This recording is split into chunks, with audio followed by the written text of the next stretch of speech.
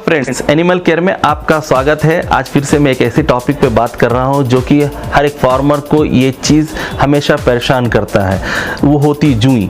जब जुआ हो जाते हैं आपके फार्म पे तो आपको कैसे उसको भगाएं, बहुत सारे फार्मर परेशान हो जाते हैं कि इसको किस तरीके से भगाया जाए।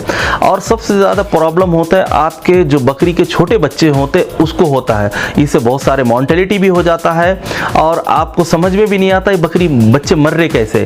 तो ये अक्सर होता है बरसात के महीने में, तो वो पानी सोख नहीं पाता है, तो उसके रहने से वो बीमारी से और जो बकरी यूरिन करती है उसके वजह से उसके जूं बकरियों में हो जाता है। और इसको भगाने का एक आसान सा तरीका है कि आपको अपने एनिमल्स को डिपिंग करना है। डिपिंग के लिए जो केमिकल इस्तेमाल करना है वो बूटॉक्स है। बूटॉक्स आप लीजिए। बूटॉक्स में ऑलरेडी उसमें लिखा हुआ रहता है कि कितने ml आपको कितने पानी में डालना है। पानी का मेजर कर लेना है, एक टप लेना है, टप में आप उसमें पानी का मेजर कर लीजिए इसमें कितना पानी है। परफेक्ट तरीके से रिजल्ट अगर आना है तो उसका बूटॉक्स ना ज्यादा दीजिए ना कम दीजिए, तो परफेक्ट रिजल्ट आएगा। आपको जब एनिमल्स को आप जब टप में डालेंगे तो उसको चारों दो हाथ दो पैर उसका ऊपर रहना चाहिए। दो लोग मिलकर के उसको डिपिंग कर सकते हैं आप। दो लोग उठाइए और उसको डप में डालिए और फिर निकालिए। मिनिमम 30 सेकंड तो आपको रोकना है। कान भी जाना चाहिए, एनिमल्स का कान, बकरियों का कान भी उसके अंदर जाना चाहिए और उसका मुंह भी जाना चाहिए। मुंह बोले तो मुंह को ऐसे जिस तरीके से बकरी का मुंह है इस तरीके से पकड़ के आप उसको पानी में डालिए। जब इस तरीके से डालेंगे तो पानी नहीं पिएंगे, उसके बाद फिर इसी तरीके से मुंह पोंछ लीजिए आप उसका। इस तरीके से जब मुंह पोंछ लेंगे आप तो उसका मुंह में उसका जो पानी है केमिकल का पानी मुंह में नहीं जाएगा। खतरनाक होता है, बकरी की मौत भी हो सकती है पानी पीने से। अगर पानी थोड़ा बहुत चला गया तो कोई इश्यूज नहीं है। ज्यादा अगर बकरी पानी पी लेती है, अक्सर बकरी कभी कभी डर से पानी भी पी लेती है, तो ये चीज का ख्याल रखना है कि वो पानी ना पिए। और उसके बाद डिपिंग का टाइमिंग जो है आपका सुबह आप 10 से लेकर के 1 बजे के बीच में करना, यानी कि धूप रहना चाहिए और उसको पूरा दिन धूप में ही रखना है। शेड में दोबारा आप उसको नहीं लाएंगे। उसके बाद डिपिंग हो गया। डिपिंग होने के बाद आप शेड में भी आपको पूरा बूटॉक्स का छिड़काव करना है। अगर आप खाली डिपिंग कर देते हैं और बूटॉक्स जहां पे आप रख रहे हैं बकरियों को वहां पे आप बूटॉक्स का पानी नहीं मारते हैं तो फायदा नहीं है आपको डिपिंग करके।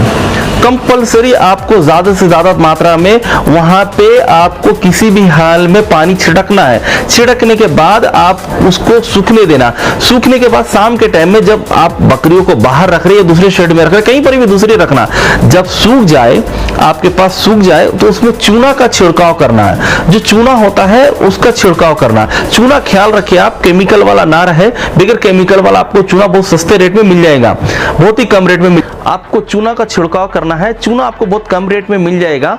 चूना का बैग 150, 120, 125 में आपको मिल जाएगा। वो चूना लीजिए, एक 5 अपने शेड के अनुसार आप उसका छिड़काव करिए। और ज्यादा से ज्यादा जब कब छिड़केंगे आप उस चूना को, जब आप बकरियों को शेड में ला लेंगे शाम के टाइम में बकरी आ गई, बकरी खड़ी हो गई, उसके बाद आप छिड़कना चालू करेंगे चूना का। इससे एक बेनिफिट्स क्या होगा आपको, जब आप शेड में बकरी को ला लिया, जब चूना छिड़क रहे आप उसके पैरों की तरफ छिड़कना शुरू करेंगे तो उससे क्या होगा, जब बकरी चूना से छींकेगी ना, चूना जब कान नाक में जब जाती है बकरी की तो बकरी छींकना शुरू करती है। तो उससे जो सर्दी का जो कंटेंट रहता है वो भी आपको कम हो जाएगा और उसके में जो भी एक एनर्जी आ जाएगा बकरियों में, उसके बाद फिर रिलैक्स हो जाएगी। तो चूना का छिड़काव आपको अपने एनिमल्स को, बकरियों को शेड में लाने के बाद ही करना है। ऐसा नहीं कि आप ऐसा खाली जमीन को छिड़क दिया, बकरी बाहर ही है, तो उससे आपको जितना आपको बेनिफिट मिलना चाहिए उतना बेनिफिट्स नहीं मिलेगा। सेकेंडरी, अगर आपके पास कुछ ऐसा जगह है, सूखा हुआ जगह है, तो उस एक रात के दिन आप अपने जो छोटे बच्चे हैं उसको आप अलग रख सकते हैं, ठीक है ना। वो अलग रखने से भी एक बेनिफिट्स ये है कि आपको फिर से उसका टेम्परेचर प्रॉपर्ली सूख नहीं पाता, बरसात का मौसम में सूख नहीं पाएगा। तो छोटे बच्चे थोड़ा नाजुक होते हैं, उसको निमोनिया होने से बचाने के लिए आप सूखी जगह पे कहीं पर भी रख सकते हैं उसको, दूसरी जगह आप। ये एक हो गया मेथड। उसके बाद आपको क्या करना है, एक चीज और है, जब डिपिंग आप करते हैं ना, डिपिंग के टाइम पे आपको एक चीज का ख्याल रखना है कि अगर आपके पास कपूर है, कपूर मीन्स आप जो गोली होता है छोटे छोटे कपूर का, वो कपूर के गोली को चूर लेना है। चूरने के बाद जितनी भी बकरी हैं सबको जब थोड़ा सूख जाने के बाद सबको तेल लगा करके कपूर से घस देना पूरी बॉडी में।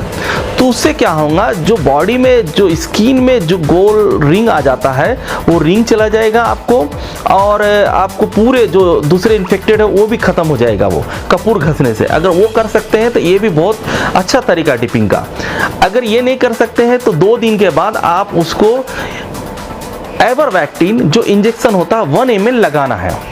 एवरवैक्टिन 1 ml लगाने से भी वो पूरा प्रॉब्लम चले जाता है अगर एवरवैक्टिन लगा रहे तो। सेकेंडरी आपको करना क्या है, ये चीज़ होने के बाद फिर 1 वीक में फिर यही चीज़ सेम चीज़ आपको रिपीट करना है। अगर ये चीज़ रिपीट नहीं कर रहे हैं तो फिर आपके पास जूं आ जाएगा। तो इससे बचने के लिए, मुकम्मल तरीके से हटाने के लिए आपको इस तरीके से मेथड करना है।